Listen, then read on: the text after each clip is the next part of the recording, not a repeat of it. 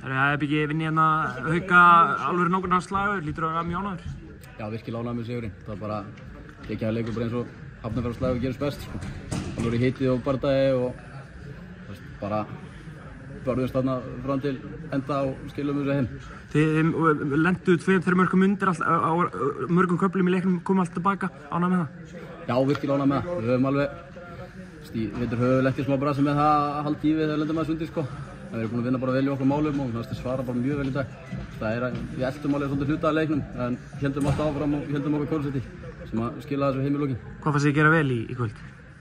Fyrst og fremst spila frábæra vörn og bara þéttir fyrir og fastir. Héldum í okkur konsept, sóknarlega var það bara, spilum fina sóknarleik, aðeins og margir tapaði boltar. Vorum að drífa okkur aðeins svo mikið yfir. En held yfir þetta bara barnleikurinn og varnarleikurinn sem skilar þessu. Nákvæmlega slagur, 2 stig, þetta er ekkert bara 2 stig, heldur bara stoltið og Hafnarfjörður hvítur núna fram á næsta leik, næsta deildinni? Já, algjörlega, sko. Það er margt meira í þessu heldur en bara leikur í deild og þetta er alltaf ógeðslega gaman að spila þessa leiki og fá að spila þessa leiki og það er langt skemmtilegast þegar maður vinnur þessa leiki. Þetta er bara, það er svo margt undir, bara allur Hafnarfjörðurinn er undir í þessu. Hversu mikill rígur er þetta á milli Hauka og FH? Þetta er bara alveg derbyleikur eins og gerist með þeim. Það er hérna, við getum ekki bara kallað þetta klassíkó Íslands. Herru, staðan er jöfn, þeirra eru 5 sekúndur eftir og fær boltann í horninu, varstu stressaður í færinu?